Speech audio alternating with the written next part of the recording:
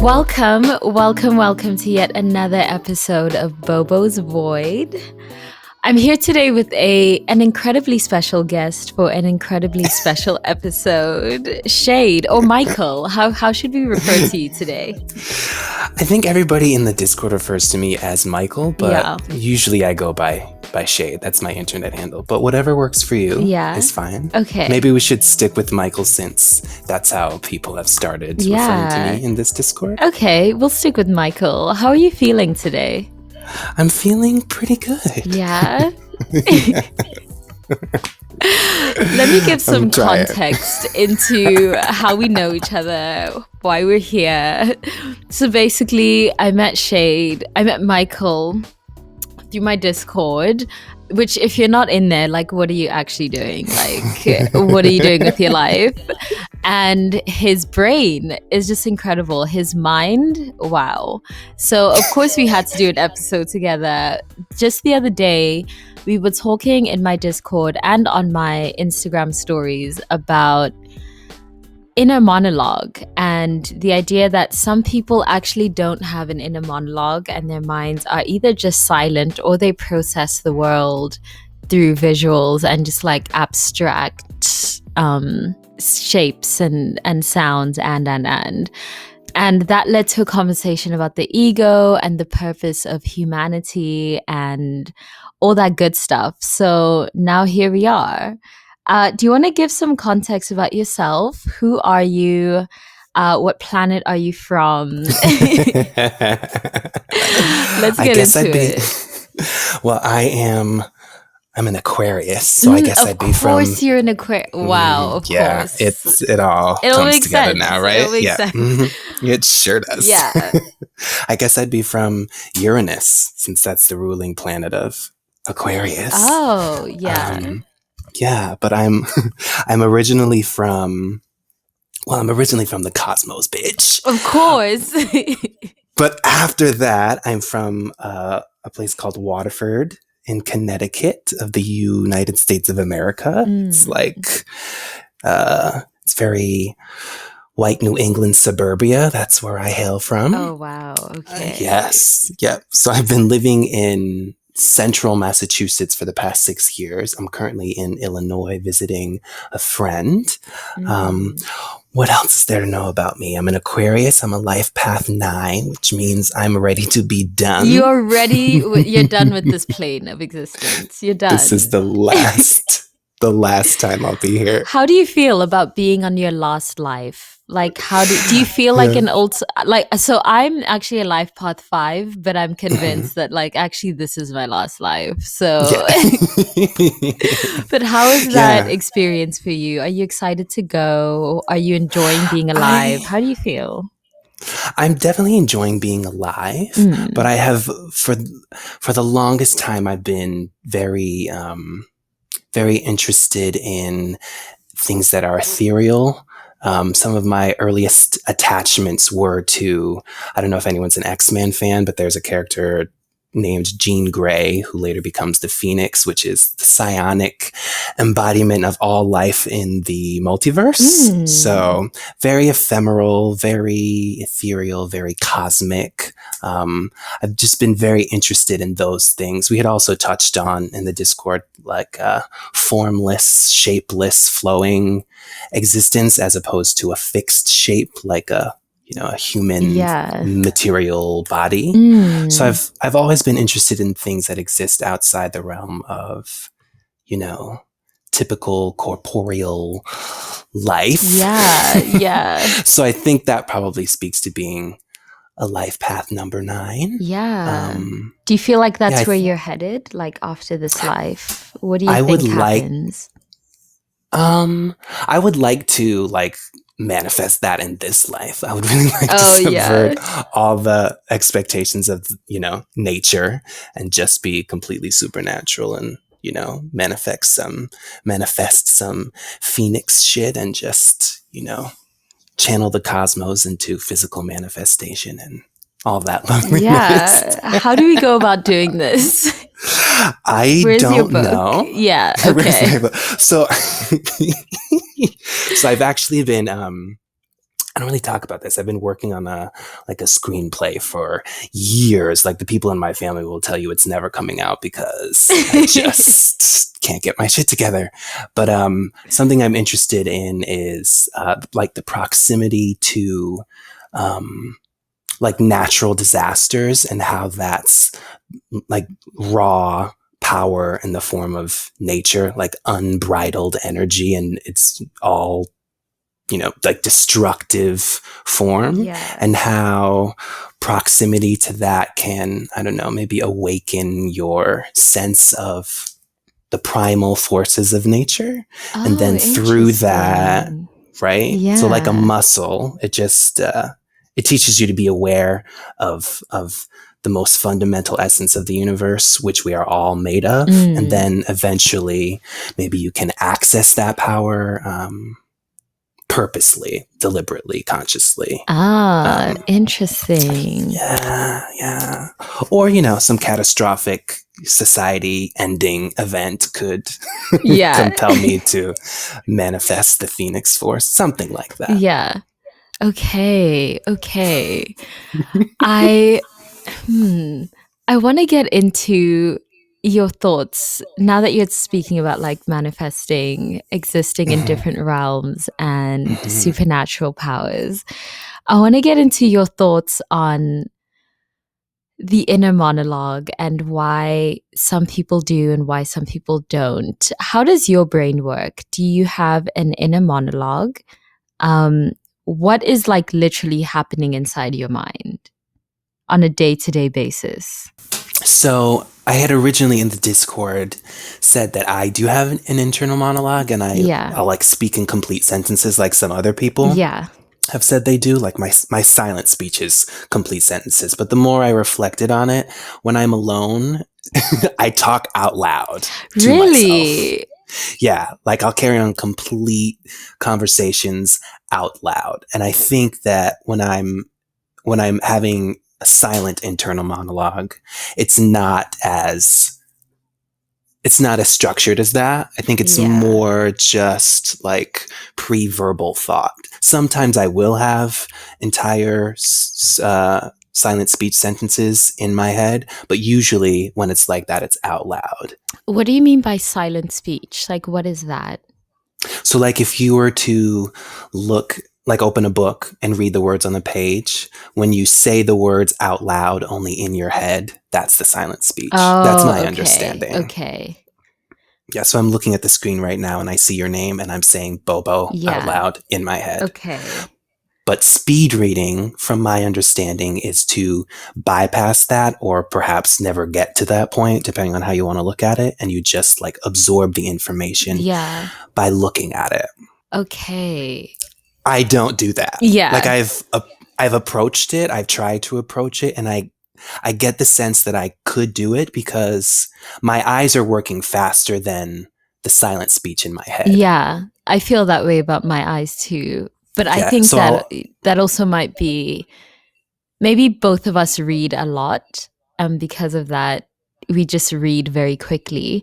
I don't think I speed read, but I think my reflexes, if I see words on a page or if I see words anywhere, I will just reflexively read them. But you know what I mean? Yep. So I'll often have to reread the same sentence 3 times because my eyes are skipping ahead. Yes. And I'm like, slow down and read the words, please. Yeah. Okay. So you say when you're alone, you talk to yourself.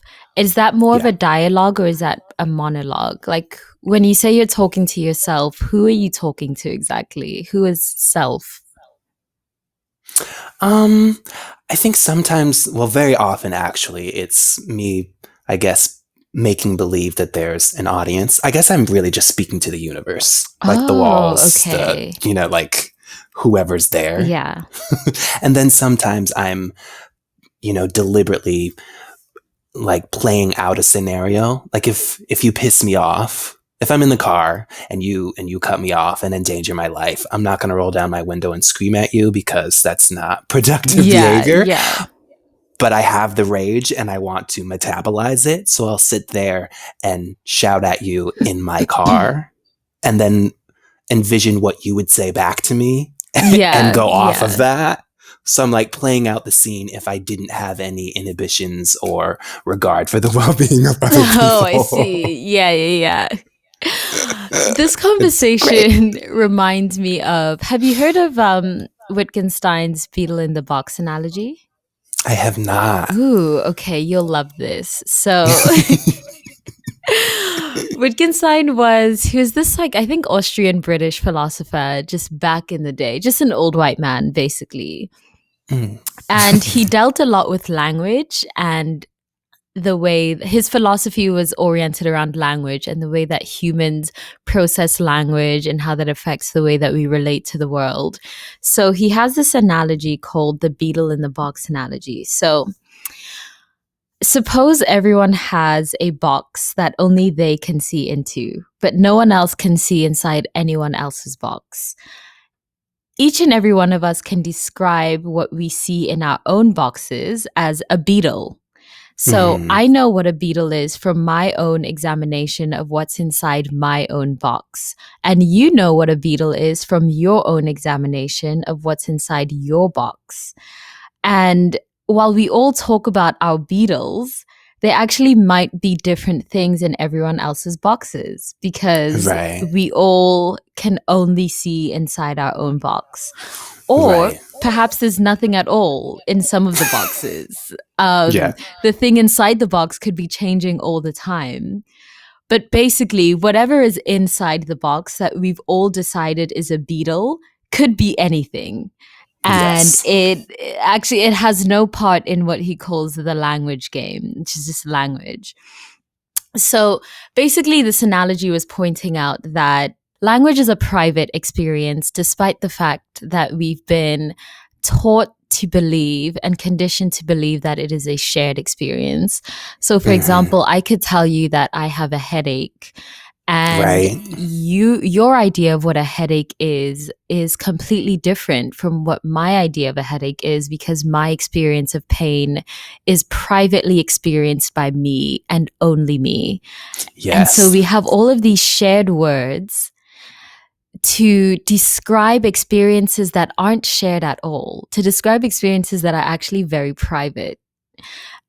Which is to say that we could all be existing in, and this is my argument for why there actually is no such thing as objective reality. Like there's if I wake up one day and I tell you I'm a cat, like you actually can't tell me that I'm not. Like if I tell you I'm a watermelon, how are you going to tell me I'm not? Like you can't, bitch. You know what I mean? Bitch, you can't. Yeah. Because my experience of reality is, if my experience of reality is more synonymous, or I relate to a watermelon more than I relate to you hoes, no one else can really tell me that that's not the case. So I think this this analogy sort of, like, how do I put it? It really makes us question, like, what is reality, and like what is the point of language if we're using words to describe experiences that we want to be shared, but realistically we're not shared. Cannot be. Yeah. So I think it's just an attempt. You can't possibly encapsulate the totality of any experience that you ever have within something as rudimentary as language. It's just a human attempt, right? I could point at the sun, right? If I'm a Neanderthal and I'm pointing at the sun, I could be trying to tell you, look, that's the sun. And you could be thinking, he's saying, look, that's the sky. Right. Because the sun is in the sky. And this whole, like, all of language could actually be predicated upon, like, a very first misunderstanding. Like, there's, like, who knows? Right? So it's like, I think having the understanding of that beetle in the box analogy speaks to so many things. One of them being the conversation that you had with, Roman?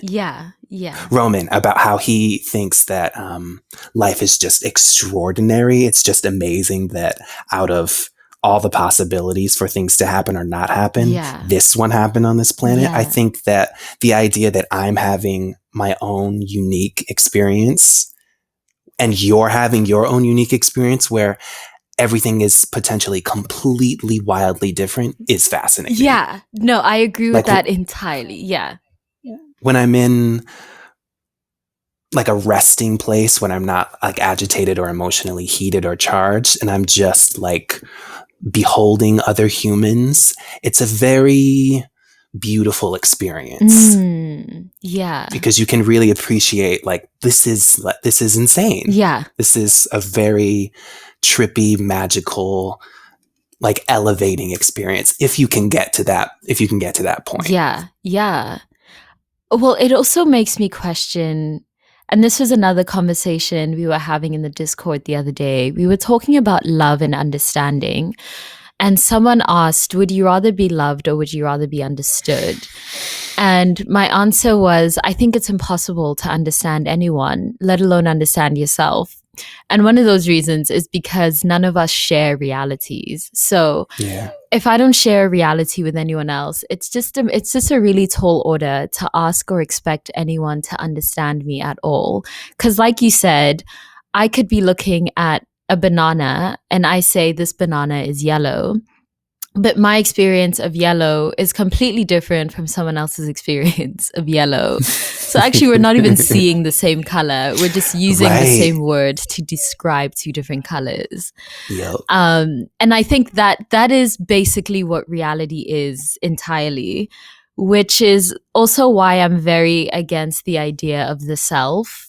I think it's incoherent and I think it's very distracting. If it were up to me, I would just take off my skin suit and just be like a watermelon one day, a mango the next day. You know, like that's just a lot more productive. Right. And a lot more accurate to like how reality really is. I'm quite against the idea of the self. I'm against attaching to identities because I just think, what's the point of me even identifying as Black if my experience of Black is only mine? Like, what exactly am I? Yeah. So many people right now are screaming at you. Cancel this hoe. Cancel this bitch right now. They are mad. They really are mad. Listen, I love it though. I know, you know. But I totally understand what you're saying. Yeah. I think having this conversation is how you know that this is your last life. Yes. Because you're so far removed from playing this game. Because I really think that's what this is. It's all just a game. It's the universe experiencing itself. Ooh. And when you zoom all the way out, nothing matters. Yeah. It's just for the experience of it all. Yeah. So things like, I actually typed this out. I should just go find it on my phone so that I don't have to fumble for the words. Yeah. But what did I say? Okay, so I believe that there's no inherent value anywhere in all of existence. Okay. Which then by default means that if value can be found anywhere, it is self-imposed. By value, do you mean meaning? Yeah, value, meaning, purpose, you get to decide. Yeah, okay. Because none of it's real anyway. Diamonds aren't precious stones because that's the natural order of things. Yeah. Diamonds are precious stones because someone decided they liked them. Yeah. And then centuries later, society has spiraled into a shared appreciation for shiny rocks. Facts, right.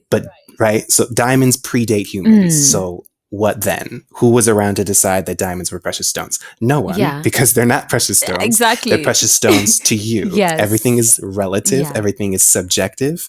Absolutism is an illusion. Ooh, get into it. Listen. And so that's where, for me, that's where the picture really starts to fill in. Yeah. I believe that human beings are the universe made self-aware. We are the universe experiencing itself. Yeah. And in all of its omnipotence, omniscience, omnipresence, the universe said, let me fracture off a few pieces of myself and let them play and see what happens. Yeah. And that's what all this is. There's no purpose to anyone's life. No one is here to save someone or change the world or solve a mystery. Yeah. We're here for the experience, self-expression, and the exploration are the only real points to anything. Ooh. So things like saving someone and changing the world and solving a mystery are just ways we've come up with to make entertain ourselves. Yeah, to make life more tolerable. Okay, can I ask you a somewhat controversial question? Please. So, have you read The Stranger by Albert Camus? I feel so so basic. No. I feel like such a bum because every time I listen to your podcast, you talk about all these books and I'm like, I really should read more because I don't know any of these references. Oh my God, no, I just waste all my time just reading because I'm like, what else am I going to do on the spinning rock where nothing is meaningful? But basically, I actually haven't even read the full book because I have no attention span. But basically, in the book The Stranger, it's a book about absurdism by my dad, Albert Camus. Yes, and shout out. Yeah, so there's a character in the book who decides he's gonna go outside and he's just gonna shoot everyone because like he's like So I've thought about this, not like actually doing it, but I'm pretty sure that wherever this is going, I've thought about it. So keep going. I'm so excited. I'm so excited. Yeah, so basically he goes outside and he's like, I'm just gonna shoot up this entire spot because nothing matters anyway. Like everything is absurd. If I go outside and I shoot 5 people, why does it matter? None of us have value or meaning or purpose. What difference does it make if I'm Nelson Mandela or if I'm Ted Bundy? And how do you... I think this is where a lot of people get stuck with the idea of like meaninglessness and purpose. How do you reconcile morality and the inherent absurd meaninglessness of existence?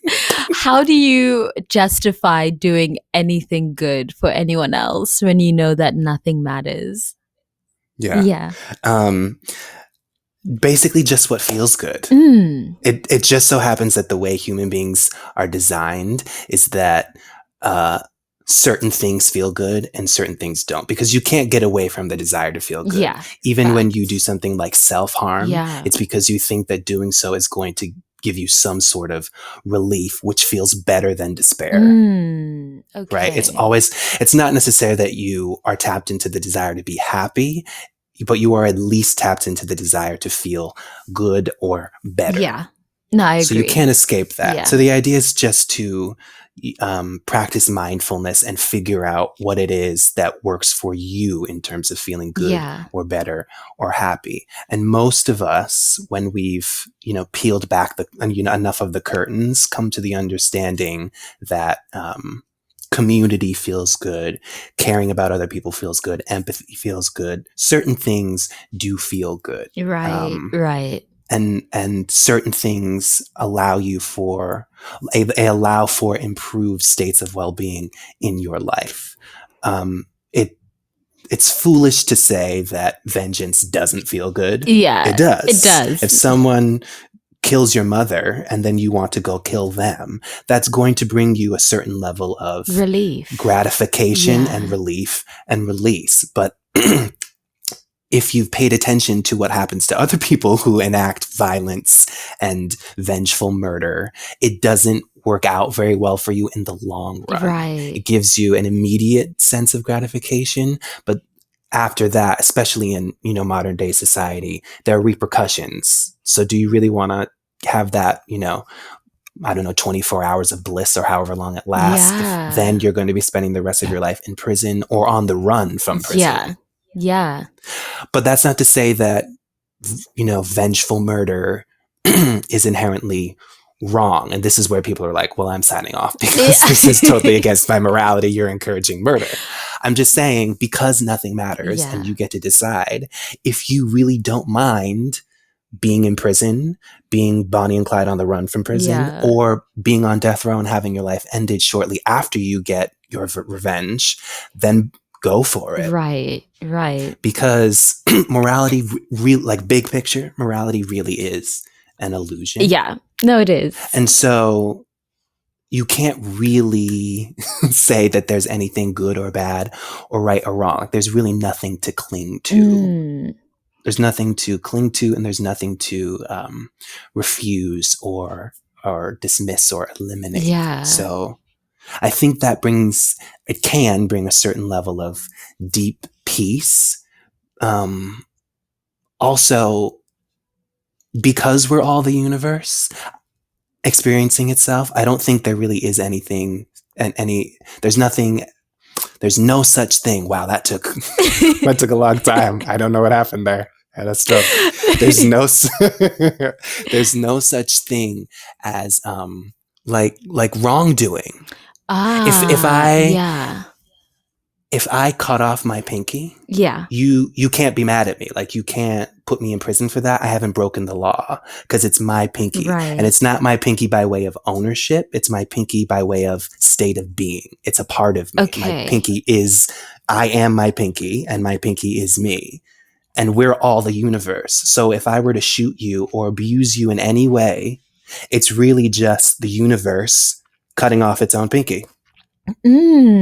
Okay. So how can you tell me that's wrong? It's really, like, big picture, it's not. No, But zoomed in, or like a little further zoomed in, it feels bad because we're under the illusion of separation, which makes way for the illusion of the self and all these other things. Yeah. But it's all just play. Yeah. Right? The universe is getting a kick out of watching its children run around like chickens with their heads cut off because people want to shoot people up and people don't want to shoot people up. Yeah, no, facts. And I think maybe we should reel it back just a little bit, just so we can clarify what you mean when you say that we are just the universe experiencing itself by way of it fracturing itself. So, like, my understanding of what you say that, because I hold the same belief, but correct me if I'm wrong, is that basically every single one of us is God. So I'm God, you're God, all of us are just one God. And God is he's a nigga sitting in the 12th dimension, just being omnipotent and omniscient and just being all powerful, all knowing, all the things. And then he's like, this is really boring, actually. There's no point in me being alive if I'm going to know everything that's going to happen, if I'm going to be able to do everything. So actually, let me break myself up into 8 billion little niggas and let me take away their powers of omniscience and omnipotent, and let me experience what it's like to be a fragile, small, insignificant being, to give my own life some meaning, like, just so my life has some meaning, just so, like, I'm not so bored sitting up here. That's and more now or less here we are.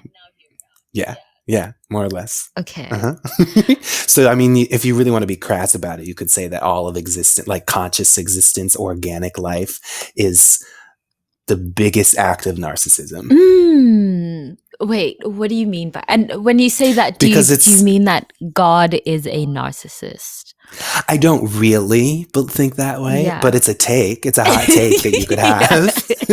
And it would be it would be justified, warranted. You could, like, you made some points. Maybe you don't agree with it, but there's evidence to back that up, because why do you need to create parts of yourself so that you can appreciate yourself? It's narcissism. Oh, I just saw it as like boredom. Like, I'm so bored being all powerful. Well, right. Yeah.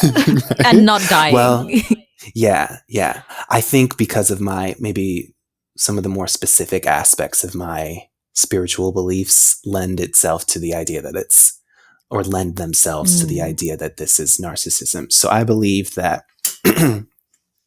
your ego is the essence of separation. Yeah. Your soul is the essence of oneness. So even though you've been fractured and now you are you come into this world not really aware of your God consciousness.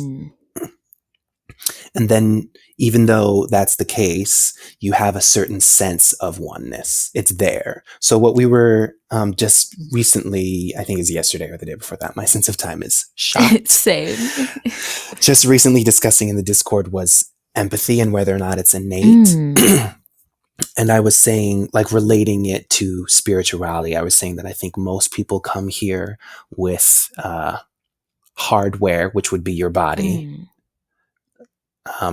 I think I'm getting ahead of myself. So I said that it's like sound. It's like music.